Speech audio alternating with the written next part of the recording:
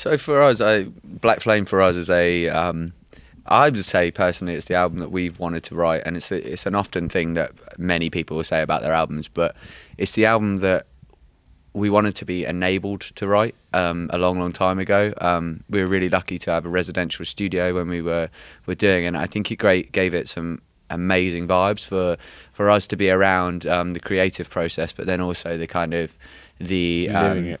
Yeah, living and breathing the record, and I think it truly shows that. I think that's what's most different about this record, for sure. Yeah, definitely, and I mean, the whole process was amazing. It's the best recording process we've ever had, and I think the album in general is just like all of our albums are, but this one especially is just for our fans, really. It's just for them, and for, you know, the sigil, the Black Flame sigil, represents the burning, you know, burning flame that our fans have been like for this whole time, just always burning. And yeah, all the songs are pretty much about that one way or another, you know. Yeah, I mean, I think the whole album as a whole is a kind of reflection, personally, on our career as a band, and the 10 years we've been doing it, and then also a kind of reflection of where we are. It's kind of the past, present and future of our kind of band, and the kind of look over that. So it's a really, really special one for us. We're very, very proud of it, and I would say probably more so than any other album we've ever released. We're very, very proud to get this out there, for sure.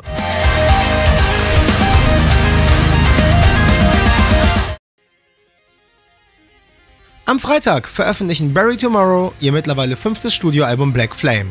Grund genug, uns Gitarrist und Clean-Sänger Jason sowie Shouter Dani für einen ausführlicheren Track-by-Track-Kommentar zu krallen.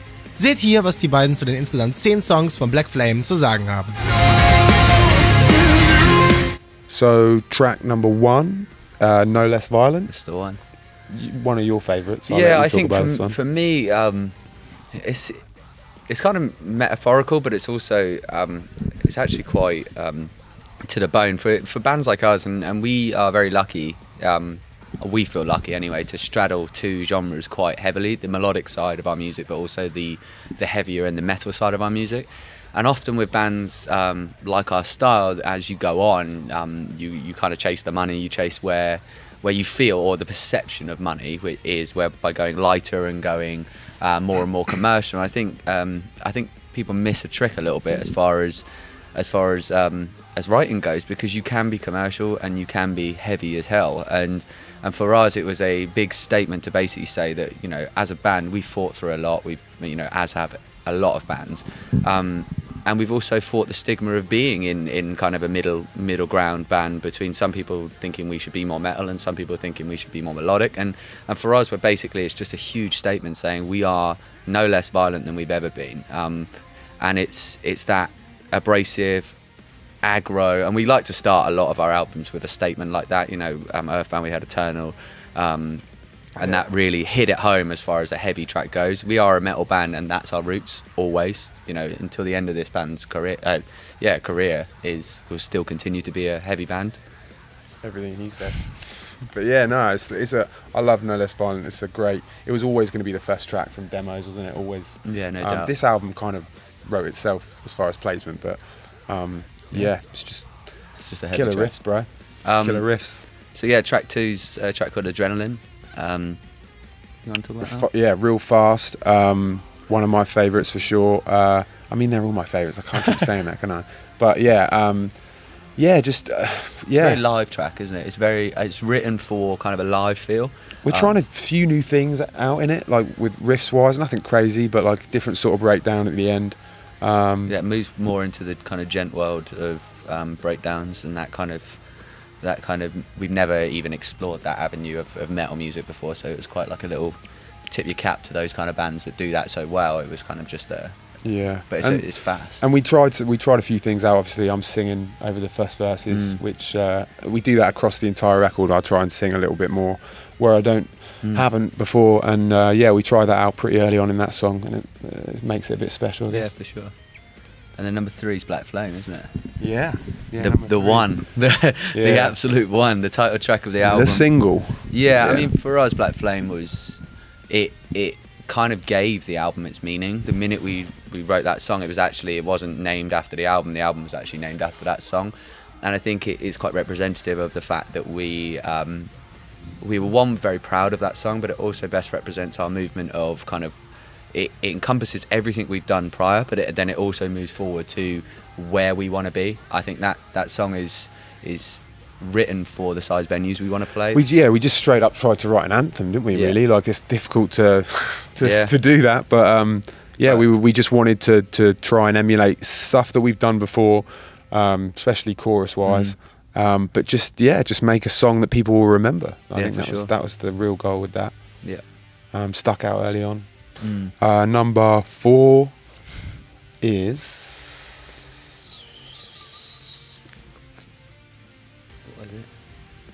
Oh, of course it is. My Revenge. Number 4, My Revenge. Number 4.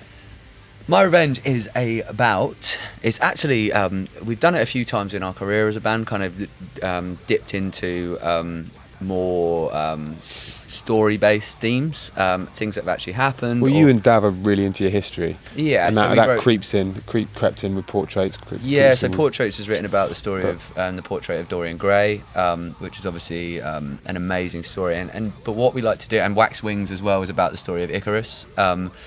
And so with My Revenge, it's basically written about a lady called Jeanne de Clisson, and who was a French woman whose husband fought in the French ship wars, basically, and came back from battle and was felt like he hadn't done a good enough job at war, and was actually beheaded and killed. And out of absolute scorn at the government for doing that, she basically aligned herself with the English and basically became a notorious pirate for the English. And basically she had a fleet of ships which she painted completely black with red sails. And for us, like, that kind of imagery was so strong and powerful. But what was kind of crazy about it is that I'd never heard about it before.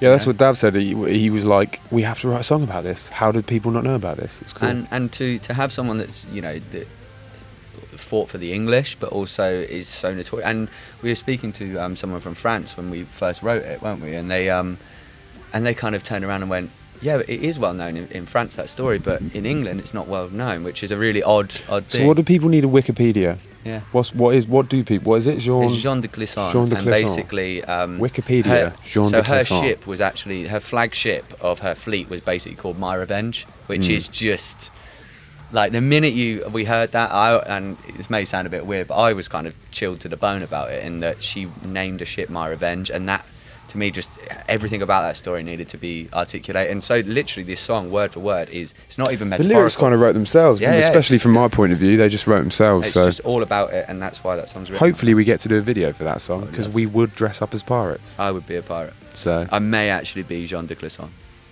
as a woman and a pirate. I'd pay and to French see you dressed up and as French. a woman in a music video. I'd look great. We're descending, see? Let's find out. So, number 5.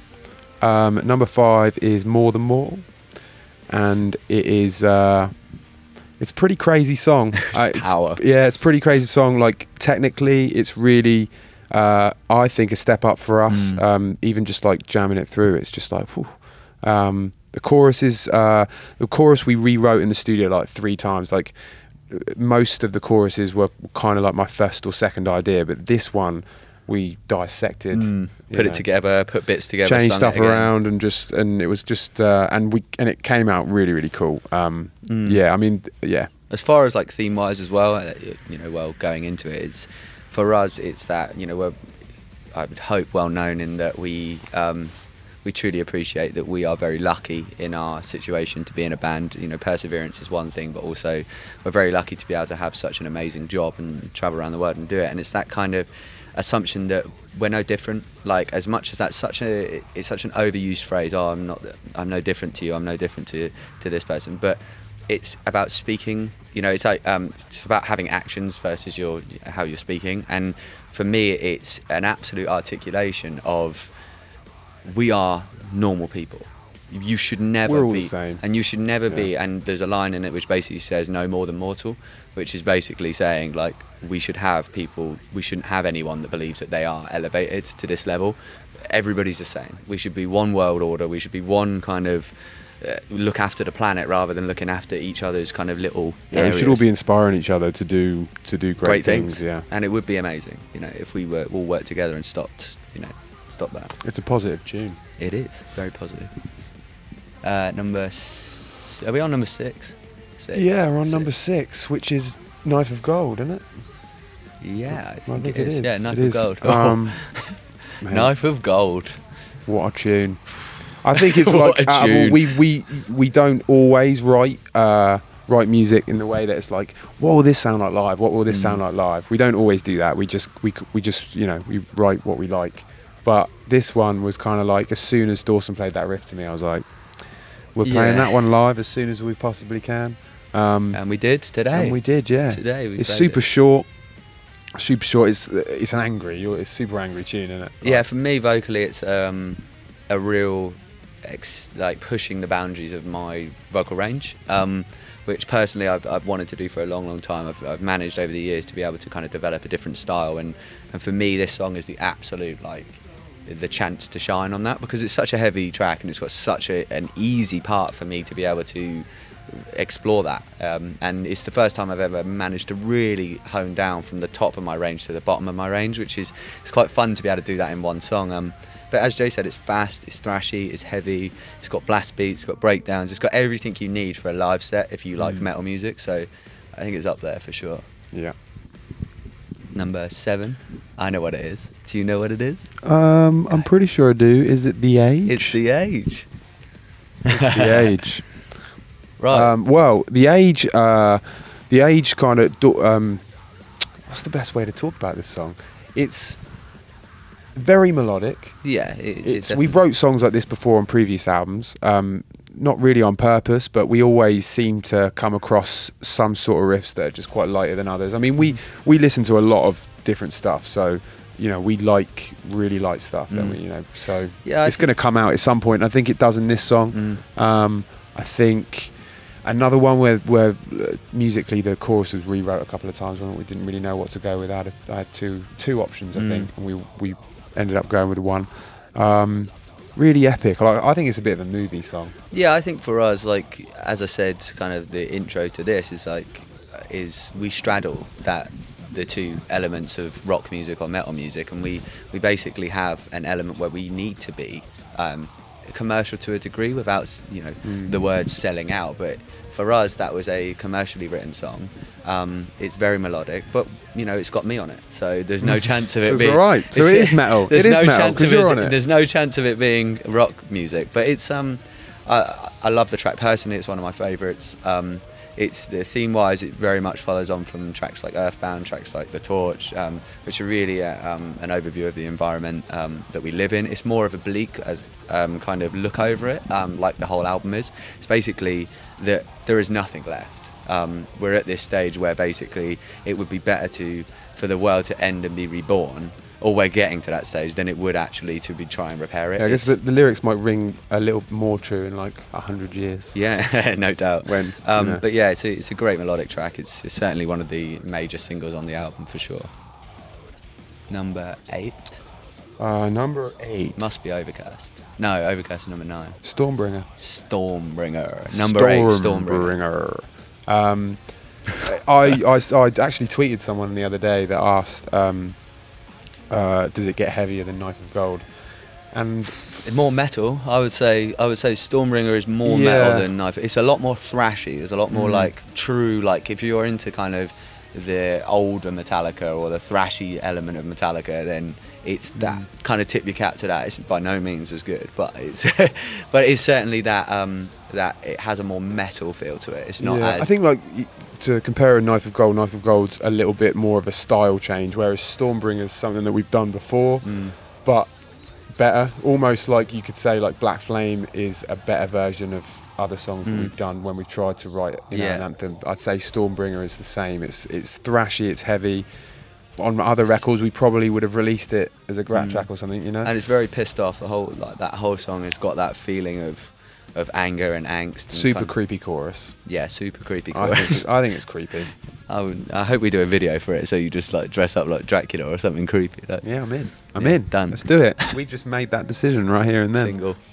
Number 9 is Overcast. Is Overcast. Again, kind of like The Age, like Very different. very, very commercial, but then kind of like Knife of Gold in the sense it's a bit of a different style for Very us. dark as well. That song is, I would say it's quite original for us because we've never really gone to that kind of waltzy feel. It has a 3/4 timing, so it basically steps out of your regular 4/4, which a lot of metal bands would do. We've done it pretty much our entire career. So, but it's that kind of step back, and when you give something a waltz feel, it naturally, if it's in metal music, gives it. If you look back at things like Slipknot, Vermilion, like it gives it that almost like dark kind of waltzy feel to it, which is something we've never actually done before. We've never really stepped into that timing, certainly as big as it is. So it's slow. I think yeah, what a lot of people will think is when they listen to it, they'll be like, "Damn, this is really slow." But we don't normally do slow songs. I think for us as well, it's that like element of it'd be amazing one to actually be able to bust out live,